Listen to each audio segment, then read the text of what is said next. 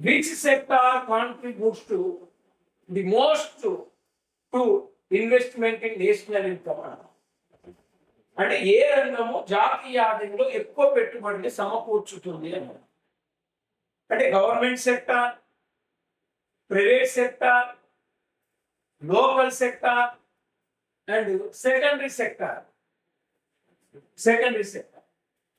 ఇక్కడ మనకు ప్రభుత్వ రంగం ఉంది, ప్రైవేట్ రంగం ఉంది, మరి స్థానిక రంగం ఉంది, గౌణ రంగం.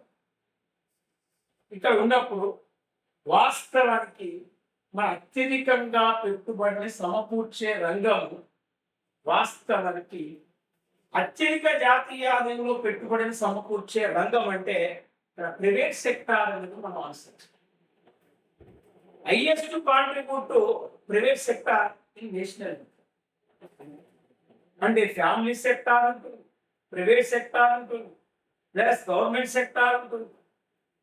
మరి ఇన్ని సెక్టార్ ఉన్నప్పటికీ gradually decreasing to government sector, gradually increasing to private sector.